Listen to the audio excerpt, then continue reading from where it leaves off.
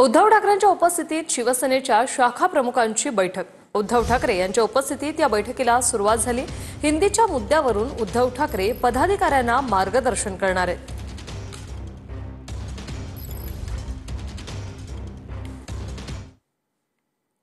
शिंदेच्या शिवसेनेचे मंत्री भरत गोगावले यांनी एक धक्कादायक विधान केले। नारायण राणे इतक्या उंचीवर सहजासहजी गेले नाहीत, केस घेतल्या, जेलला गेले, मारामारी केली, मर्डर सगळं झालं, असं वक्तव्य गोगावलेंनी केले। वाटचालीचा आलेख सांगताना गोगावलेंनी मर्डरचाही उल्लेख केला। गोगावलेंच्या वक्तव्यावरून आता वादाला सुरुवात झाली आहे। शिवसेना नेते आणि मंत्री भरत गोगावले यांनी एक खळबळजनक वक्तव्य केलं। गोगावलेंच्या या वक्तव्यानं नारायण राणेंची चांगलीच अडचण झाली। सिंधुदुर्गमध्ये शिवसेना जिल्हा कार्यकारिणीच्या बैठकीत गोगावले काय म्हणाले ते पहा।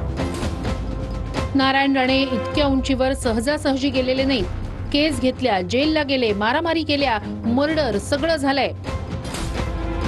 नारायण राणेंच्या प्रदीर्घ वाटचालीचा आलेख सांगताना गोगावले यांनी मर्डरचाही उल्लेख केला।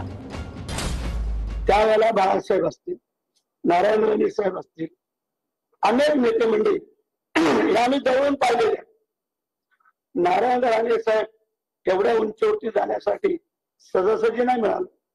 अंगावर केसी घेतला, भानगडी केला, जेलमध्ये गेले, मारामारी केला, मर्डर सगळं झालं। हे काय कोणी वेगळं कोणी सांगायची आवश्यकता नाही।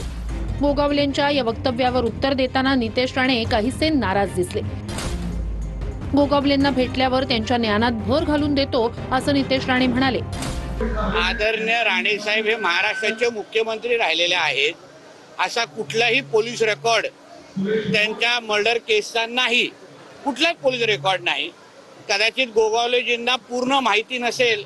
आज संध्याकाळी चहा पाण्याच्या निमित्ताने माझ्या खांद्याला खांदे लावून उभे असतील तर थोडी चहा त्यांना माझ्या वतीने देतो आणि त्यांच्या ज्ञानात थोडा भर टाकतो।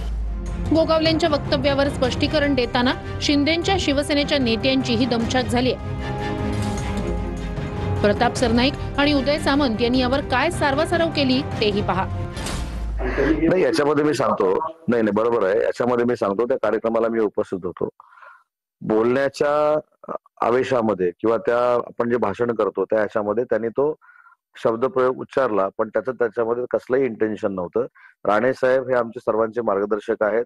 राणे साहेबांनी कोकणासाठी केलेले विकास हे डोळ्यासमोर ठेवूनच आम्ही सगळी मंडळी काम करतोय। त्याच्यामुळे तो जो काही शब्दप्रयोग झालाय असं तुम्ही म्हणताय त्याच्यामध्ये तो अनावधानानं झालेला आहे। गोगावले असं म्हणाले की सर्वसामान्य शिवसैनिक, सर्वसामान्य बाळासाहेबांचा कार्यकर्ता हा भांडण करून, तंटे करून, सर्वसामान्यांना न्याय देऊन, अंगावर केसेस घेऊन मोठा आलेला असतो आणि खुनासारखे गंभीर आरोप सुद्धा त्यांच्यावर लागलेले असतात। खून करणं आणि खुनाचे आरोप असणं हे वेगवेगळं आहे। त्यामुळे त्यांच्या केलेल्या भाषणाचा चुकीचा अर्थ लावून मीडियाने उगाच काहीतरी वातावरण तापून याच्या मागची भावना काय याचा विचार करावा। खुनाच्या आरोपावर अनेक लोकांवर गुन्हे दाखल आहेत, परंतु नंतर ते निर्दोषत्व सिद्ध होत। गोगावलेंच्या वक्तव्यावरून आदित्य ठाकरे यांनी राणे आणि गोगावले या दोघांनाही टोला लगावलाय। तर भाजपच्या प्रवीण दरेकर यांनी गोगावलेंच्या वक्तव्यावर नाराजी व्यक्त केली आहे। जे केंद्रीय मंत्री राहिले त्यांच्याबद्दल पोलिसांनी त्यांना बोलवून त्यांचा जबाब घेतला पाहिजे की नक्की काय तुमच्याकडे माहिती आहे। चौकशी दोघांवर केली पाहिजे की कुठच्या मर्डर झाले आहेत, कुठचे आरोप झालेले आहेत आणि हे खरं मुख्यमंत्र्यांनी बोलून घेतलं पाहिजे। कारण जर असे मर्डर करणारा व्यक्ती प्रधानमंत्र्यांच्या बाजूला कॅबिनेट मध्ये बसत असेल तर प्रधानमंत्र्यांच्या देखील आपण पाहतो सुरक्षेला मोठा धोका आहे। अत्यंत अशा प्रकारचं वक्तव्य असेल तर ते दुर्दैवी आहे।